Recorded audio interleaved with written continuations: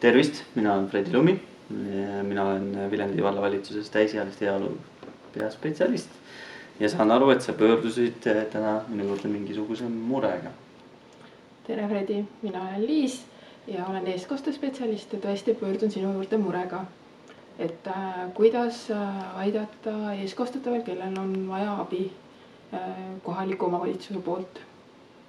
Nii, meil on vallal tegelikult väga palju erinevaid teenuseid, millega me saame inimesi aidata, et siis ilmselt peame alustama sellest, et räägi võib-olla mõne sõnaga, et kes ja millest ta siis nii-öelda abi vajab. Mul on üks eakas vanaproua, kes elab koos oma pojaga koos. Nad elavad Viljandi valla piires. Nad kasutavad ühistransporti, kuigi nad kardavad, neil on selline kartus selle suhtes, et kuidas liikuda seal. Ja ema, kellega see poeg siis koos elab, siis tema nagu ei liigu üldse väga palju majast välja, aga samas on tal hästi palju terviseprobleeme ja eeskostel ta ongi, kuna ta vajab abi erinevate elukorralduste puhul ja asjaajamistel. Et seetõttu pöördun sinu juurde, et kuidas saaksid sa aidata. Et ta tõesti, kuna mul oleks vaja ta arsti juurde viia, et ta saaks ikka toidud kätte, pesemised tingimused, et kõik oleks eluks vajalik olemas. Et siis lühidalt jah, selles mõttes, et iga teenusega, mis ma räägin, et nendega saab meie kodulehel täpsemalt tutvuda, aga tõenäoliselt millega me saame aidata, et iga teenuse puhul on muidugi abivajaduse hindamine kõigepealt, aga näiteks üks on koduteenus, millega me saame aidata, et koduteenuse puhul siis saame vaadata seda, kas tal on vaja seal arstil käimised, mingid asjade meelespidamised, kuskil pesemas käia või pesu pesemas käia. Et saame määrata nii-öelda koduhooldaja, kes siis käib ja aitab vastavalt vajadusele nädalas nii palju, kui siis on vaja. Et ja osade teenuste puhul on meil ka see, et inimesele jääb enda nii-öelda oma osalus.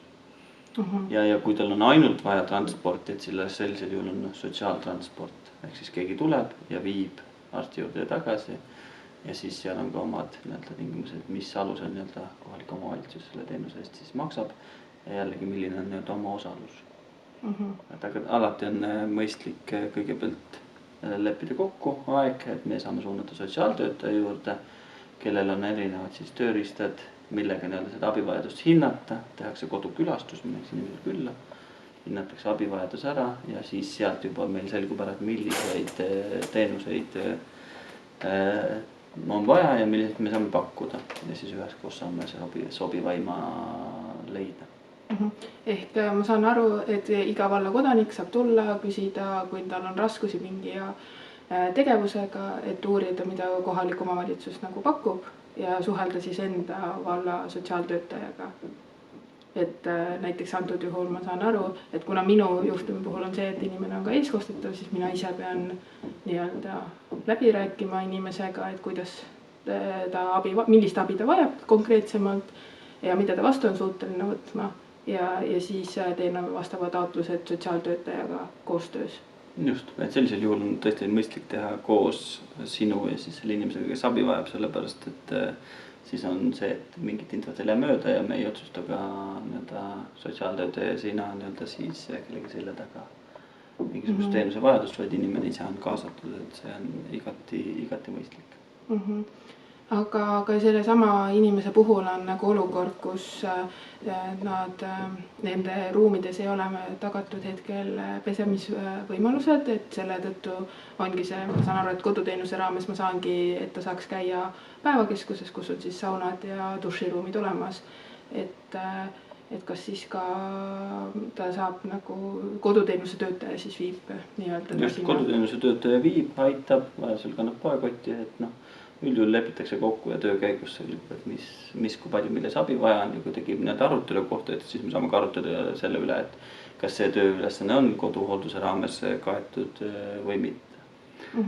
Et näiteks aedniku tööd koduhooldaja tegema ei hakka, aga kui on vaja akneid pesta või seal tuba koristada üldpindasid, siis loomulikult neid saab koduhooldaja teha. Selge. Hetkel mul rohkem ei ole, et ma saan aru, et ma saan praegu pöörduda meie valla sotsiaaltöötaja poole, teha vastav avaldus ja siis saan teada, kuidas antud inimesi aidata, et neil oleks kõik vajalik tagatud. Kodulehel on meil ametnike kontaktid olemas, et alati võib pöörduda minu poole, siis mina suunan ise selle sotsiaaltöötajale edasi või siis võib otse piirkonna sotsiaaltöötajaga võtta ühendust, et väga abit igal juhul ei jää. Selge, aitäh!